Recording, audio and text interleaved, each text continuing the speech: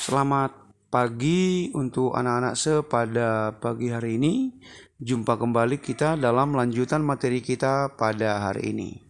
Hari ini kita akan berbicara tentang pernikahan dalam perspektif Kristiani, ya. Pernikahan dalam perspektif Kristiani. Berbicara tentang pernikahan tentunya adalah hal yang terkadang menjadi topik yang sangat digandrungi atau sangat disukai karena orang-orang muda tentunya dambaannya kelak bisa melangkah di dalam jenjang pernikahan, ya. Nah, kita akan berbicara tentang pernikahan dalam sudut pandang Kristiani. Adapun yang menjadi kompetensi dasar mapel kita ataupun topik kita adalah menganalisis pentingnya nilai-nilai Kristiani dalam kehidupan keluarga dan pernikahan, ya. Penting. Jadi nilai-nilai iman, kerohanian harus menjadi pondasi dan dasar ketika membangun rumah tangga. Indikator mengidentifikasi permasalahan pernikahan. Kita bisa lihat di sekarang ini dari media massa, media sosial, ada begitu banyak persoalan dan masalah dalam rumah tangga.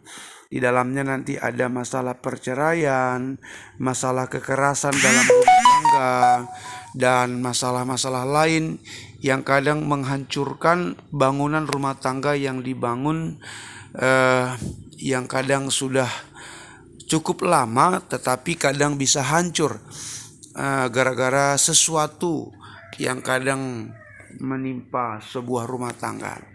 Lalu mengidentifikasi kekasan pernikahan Kristen, kehususan maksudnya, ya.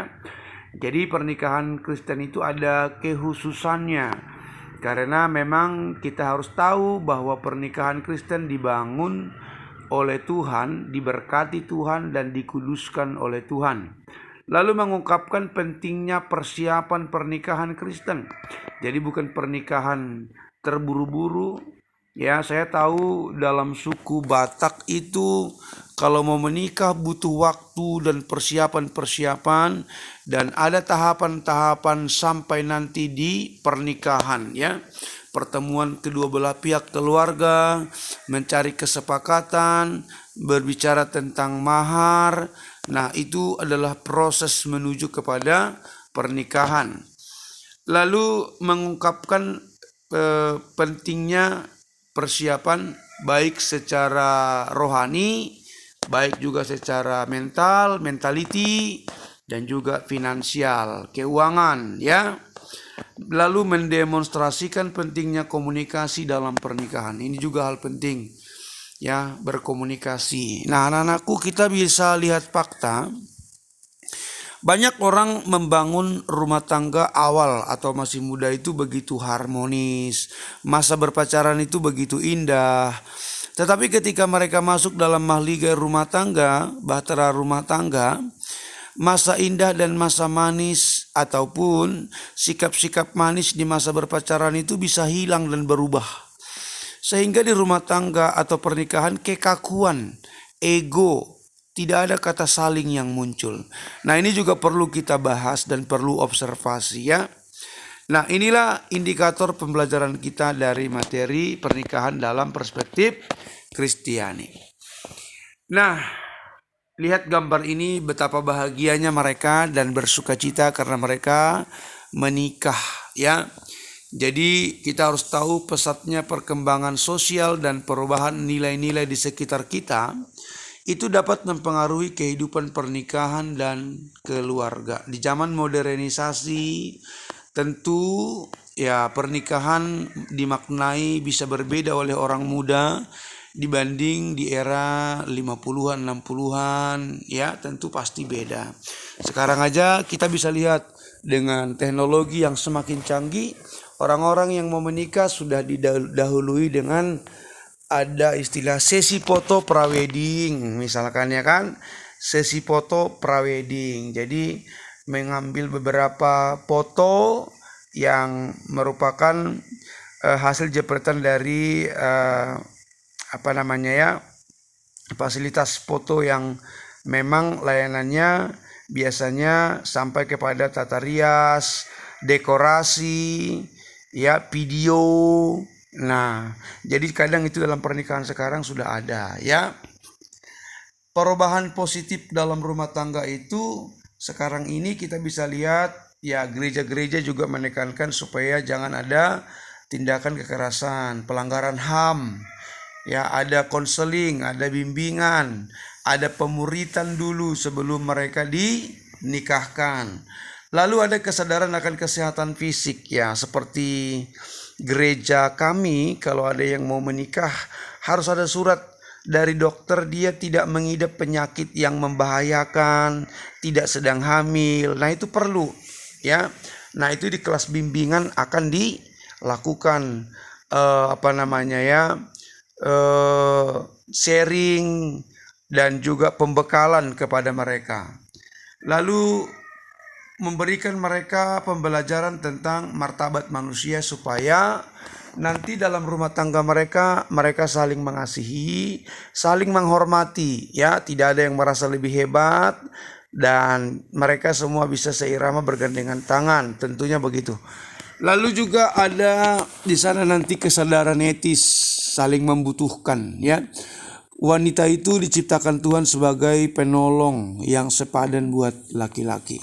Lalu ketidaksetaraan. Nah, jangan ada asumsi wanita itu hanya di rumah saja. Wanita itu sudah dibeli dengan mahar lalu boleh suka-suka. Nah, konsep-konsep ini yang perlu diubah, ya. Lalu ada gender. Jangan ada konsep-konsep yang melemahkan gender tertentu. Misalnya ini tidak cocok untuk kaum wanita. Ini biasanya didominasi kaum laki-laki. Jadi artinya bicara gender itu bukan bicara kelamin, jenis kelamin, bukan. Tapi konsep masyarakat dalam menyikapi sesuatu yang memilah-milah kelompok-kelompok berdasarkan, ya, jenis kelaminnya. Jadi gender itu kadang bisa juga menonjolkan, ya, laki-laki saja lalu melemahkan pihak wanita. Jadi ini yang perlu diberantas, bahwa di mata Tuhan laki-laki dan perempuan itu sama, ya, sama-sama ciptaan Tuhan. Nilai-nilai yang merendahkan martabat hidup pernikahan, pre-sex, ya, atau seks bebas sebelum menikah. Ini banyak di zaman modernisasi sekarang ini. Perilaku seperti ini, ya, ini tidak diizinkan dan tidak dibenarkan oleh iman Kristiani. Karena iman kita berkata, jagalah kekudusanmu, ya. Jadi kalau ada yang berpacaran, membangun hubungan, ya, tidak dibenarkan untuk melakukan kontak fisik, ya. Tapi jagalah martabatmu, jagalah kekudusanmu. Lalu ada aborsi, ya, menggugurkan kandungan dengan sengaja, ya, aborsi provokatus, ya, karena hubungan di luar nikah tadi yang sembarangan akhirnya hamil. Lalu karena malu dan belum siap digugurkan. Itulah perilaku aborsi. Aborsi juga adalah dosa pembunuhan yang Tuhan tidak suka, ya. Lalu ada poligami. Poli itu banyak gami istri. Jadi pernikahan Kristen itu monogami, satu, bukan poligami. Lalu ada perceraian. Ada banyak faktor yang pencetus penyebabnya, ya. Ada kekerasan dalam rumah tangga, KDRT, ya. Pentingnya persiapan pernikahan, perlu mempersiapkan pernikahan, ya, membangun rumah tangga yang berkenan di hadapan Tuhan itu perlu persiapan, perlu proses. Hidup menikah adalah pilihan hidup. Jadi kalau kita memilih akan menikah berarti itu pilihan kita yang diberkati oleh Tuhan. Tapi kalaupun kamu suatu hari kelak tidak ingin menikah, juga itu hakmu, pilihanmu, ya. Gereja perlu membekali calon rumah tangga baru. Benar, gereja harus membuka ruang khusus pemuritan untuk orang-orang yang akan menikah, memberikan mereka pembekalan, memberikan mereka tuntunan dan bimbingan sebelum diberkati.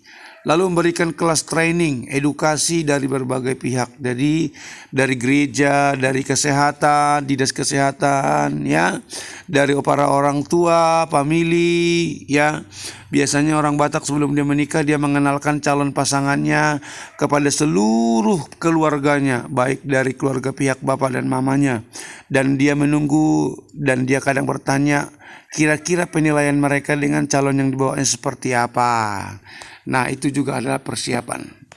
Hal yang perlu dipahami dalam persiapan pernikahan. Pernikahan itu dikuduskan oleh Tuhan, jadi bukan sembarangan, bukan ece-ece ya.